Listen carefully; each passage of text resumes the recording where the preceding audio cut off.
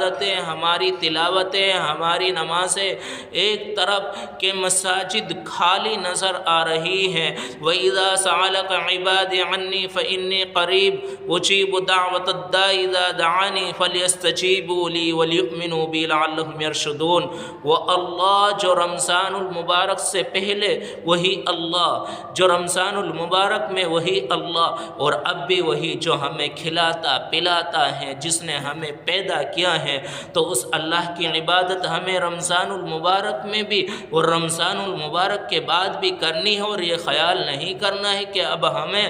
اللہ فإنی قریب، بلکہ اللہ کو جس وقت پکاریں گے اللہ نے قرآن کریم میں فرما دے کہ میں قریب ہوں۔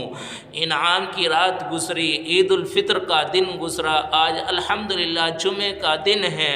کہ عید الفطر کا دن میں پیارے ہیں اللہ رب العزت اپنے فرشتوں کو گواہ بنا کر یہ کہتے ہیں، اے فرشتوں کہ جو مزدور اپنے کام کو مکمل کر لے تو بدلاؤ اس کا کیا بدلہ ہے۔ فرشتے کہتے ہیں کہ اس کا پورا بدلہ دیا جائے، تو فرشتوں کو گواہ بنا کر اللہ رب العزت یہ کہتے ہیں، اے میرے فرشتوں گواہ رہو، میں نے ان کے دن کے روزہ رکھنے اور رات کو تراویح پڑھنے کی برکت سے ان کی مغفرت کر دی۔ تو میرے بھائیوں، رمضان المبارک کا مہینہ اور یہ عید الفطر کے دن جیسے ہی نماز پڑھ کر جاتے ہیں تو اعلان ہوتا ہے، فرشتے اعلان کرتے ہیں کہ جاؤ بخشے بخشائے چلے جاؤ۔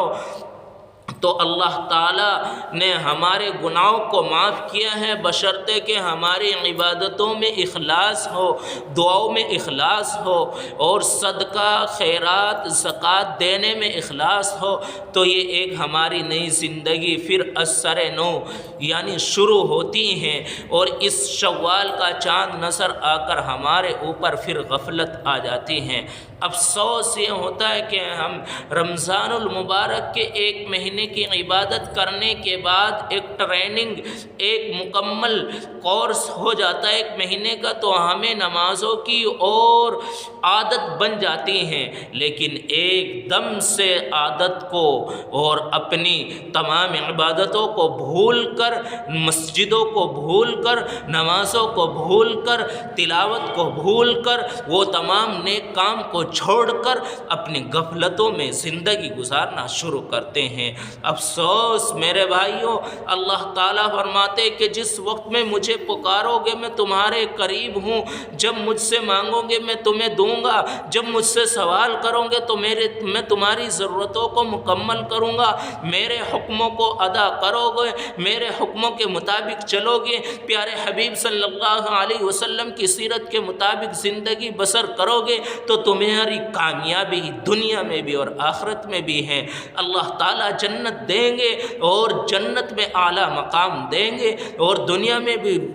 آپ کی عزت میں، آپ کی شان میں، آپ کے کاروبار میں، آپ کے بچوں میں برکت نصیب فرمائیں گے اور آپ کو سکون والی زندگی دیں گے۔ تو بس کہنے کی بات یہی ہے کہ ہم نمازی بنیں، نماز کے پابند بنیں۔ اللہ تعالی عمل کی توفیق نصیب فرمائے۔